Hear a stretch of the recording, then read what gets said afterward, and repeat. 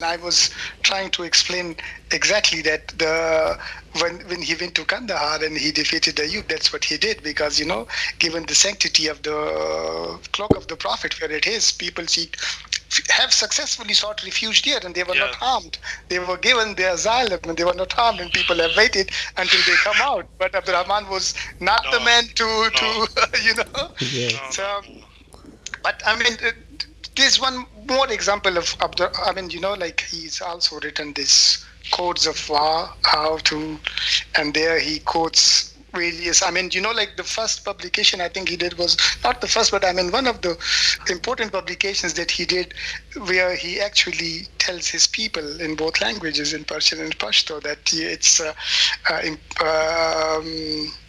you must abide by the rule of your king. You should never go and rebel against him. If you, it's not. I don't think they listen. When the Durand Line Agreement was signed, then there were troubles ensued right afterwards. 3, 4 years, 5 years down the line, 1897, the whole Pashtun belt, from Malakand to Bajawad, to Mamand, to Khyber, to Khurram, to Waziristan, they rose in rebellion. That was not a unified rebellion. They all rose on their own, the tribes rising in rebellion and challenging the British decision that why we've been annexed.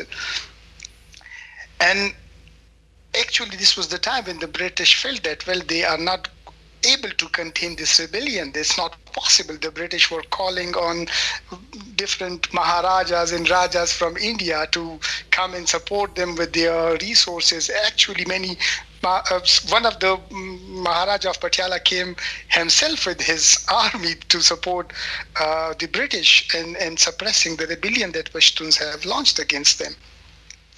So what the Afridis, or the tribes that live in Khyber, Shinwaris and Afridis, they've really uprooted British from Khyber, and they've actually just to Jamrod and in Peshawar, where they were in large numbers, like 10,000 of troops the British had there. This was the time when Pashtuns of the Khyber, the tribes, realized that, well, they are in power. They can actually win this battle or win this war. And that's the time when they sent a delegation of their elders, about 1820 of Afridi elders and Chinwaris. They crossed into Afghanistan and they wanted to have a meeting with Abdurrahman so that he can support him. And you need to realize that to have this, this degree of jihad, it's something that Muslims look at, that a ruler has to give this degree. Yeah. It's not something that a Muslim mullah or priest can do. It's something that the ruler has to do, a Muslim ruler. And the Pashtuns or even British Punjabi Muslims would look at Afghanistan's rulers as Muslims rulers with authority to give decrees on, yes, you can go into jihad against an ex-party or something. Yeah. So when this delegation went there and they sought permission, Abdurrahman refused to meet them. Yeah. And when he refused, he was talking to these people indirectly through his people, but he was also in contact with the British at the same time. That, look, I have uninvited guests. I've not invited them. I'm not going to help them in any way. Please do not interpret this situation that as if I'm going to support them. I'm not going to support them. I'm going to help you with that. And what he did, he wrote a letter, a public letter. He posted it in public. And in this letter, he's quoted verses from the Quran where he says that it's binding on Muslims to respect your promises. So I've got into a promise with the British. I've signed this agreement. How can you expect a Muslim ruler to go against the rulings of Islam and rulings of Quran? I cannot go against it. You know what? So, he would use religion. No, he was.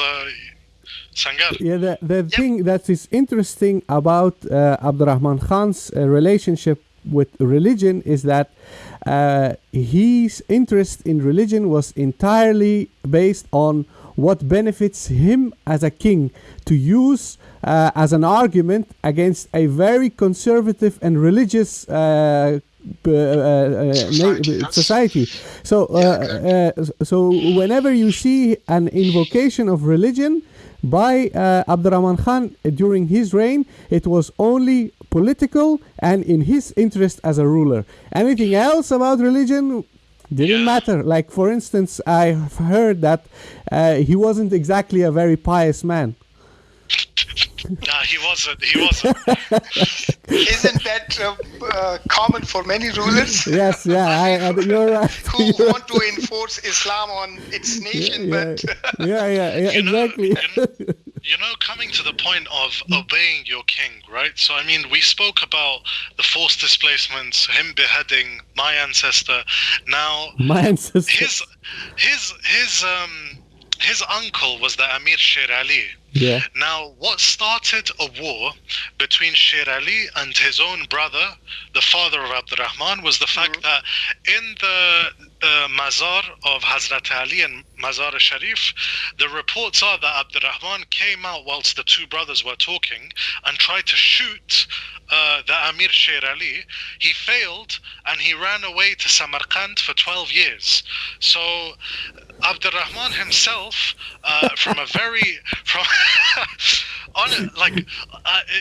we really need to contextualize the man, because he's played such a role in the history of the region.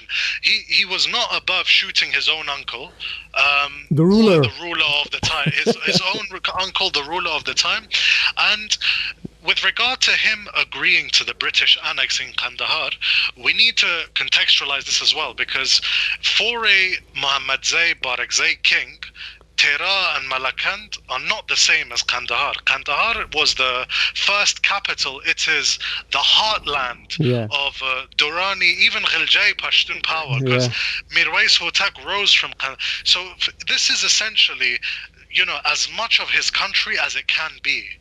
The first capital, the heartland of his tribe, where all of his tribal members lived, by the way, and they still do. For him to consent to this is eye-watering. It literally eye-watering. It's gobsmacking.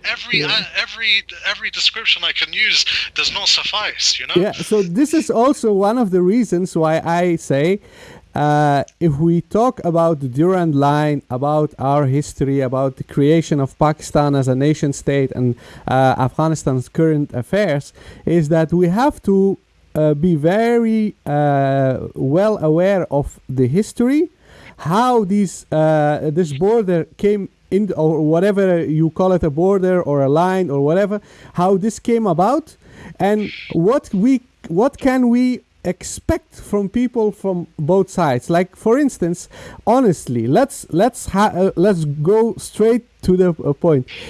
If we talk about Pashtun Tahaffuz movement right now, and Awami National Party and all these Pashtun nationalist parties currently. Dr. Najib. Yes, Dr. Najib. If we talk about Pashtun nationalism and invocations of Pashtun identity and unification, they often say that we are one, we are the same people, we have the same language.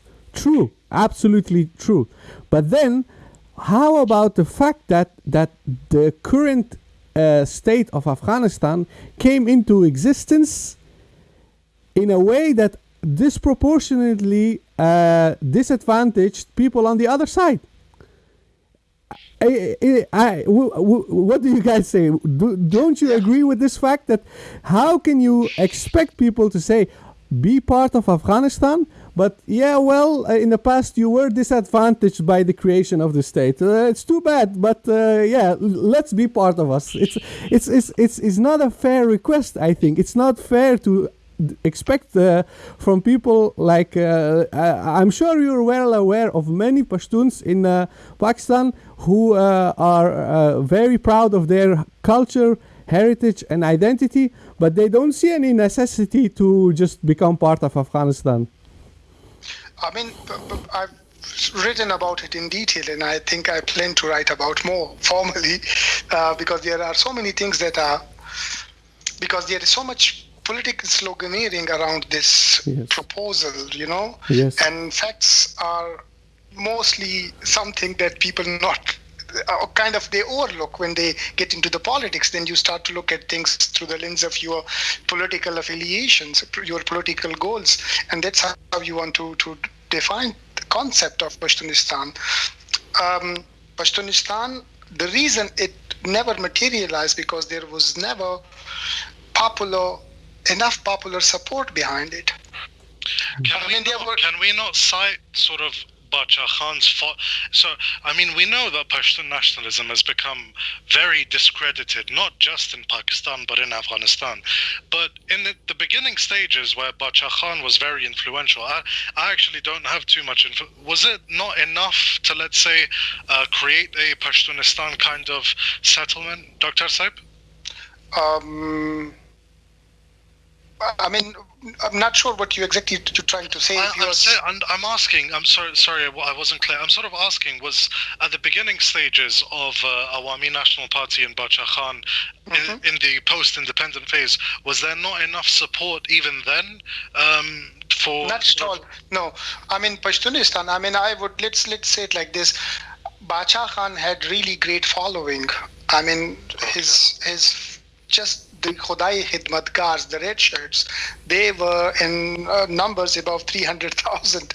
I mean, I mean, it's the a great number of people who have registered to be Khodai Khidmatkars, servants of God. And of course, there were people who were not Khodai Khidmatkar, were still supporting Bacha Khan. Many Pashtuns there.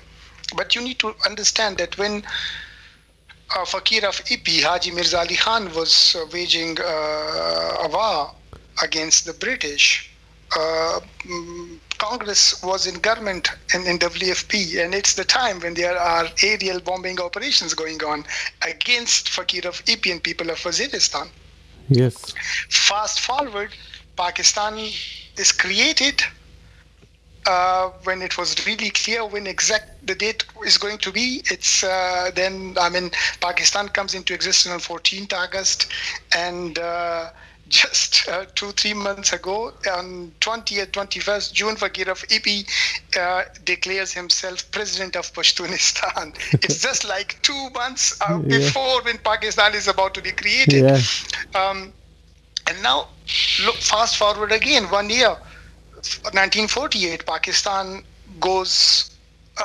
sent troops, irregular troops, mostly Pashtuns or tribal people from Pashtun belt into Kashmir.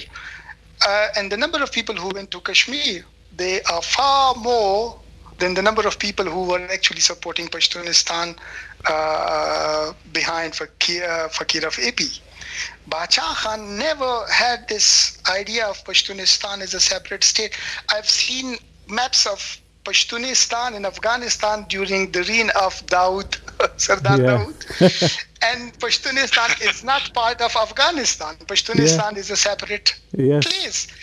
True. I mean, the reason is because, like Afghan governments or the government of Kabul always looked at the hill tribes of Pashtuns is kingmakers who can really challenge rule in Kabul. And this is something we can look into history and subscribe to that, starting with Mirwais Baba and coming down to what happened to Amanullah Khan, or even after Amanullah Khan, what happened to Nader Shah. Nader Shah was actually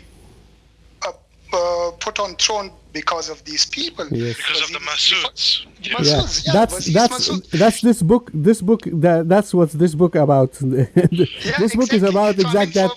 For the Kabul government, these people are kingmakers. They are the army they can always rely upon. I mean, this is what also Amir Abdurrahman mentioned. He was begging the British that please don't take away these people from me.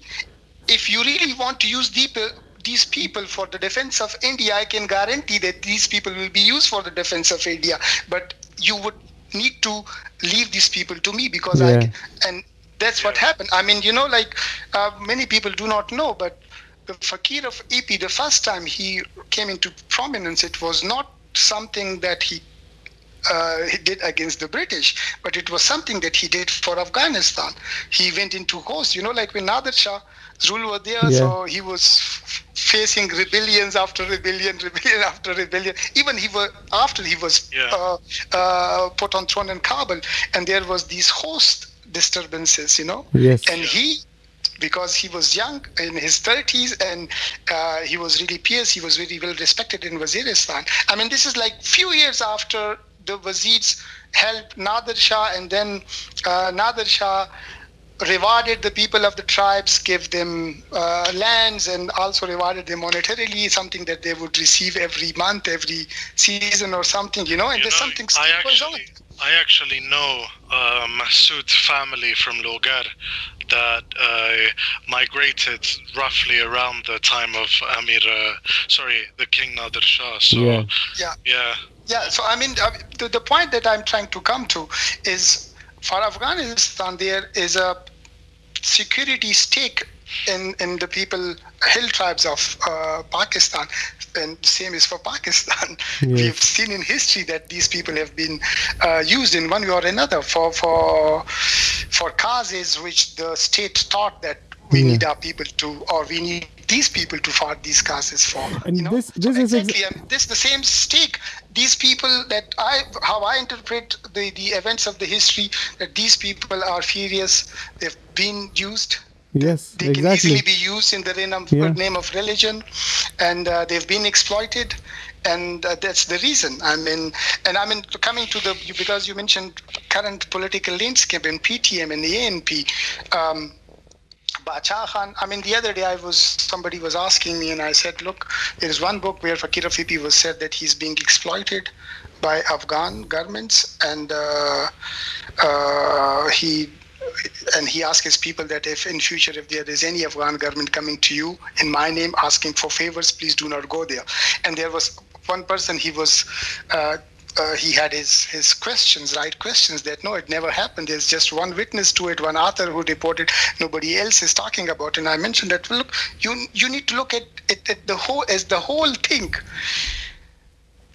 What do you think? Would it not help the Indian cause? Because you see many Waziris, many Dirojis, many Mamans, many Bajawdis, many Khyberis, Afridis, they are fighting in Kashmir against India. Yes. If these people are fighting against India and Kashmir, what do you think would be,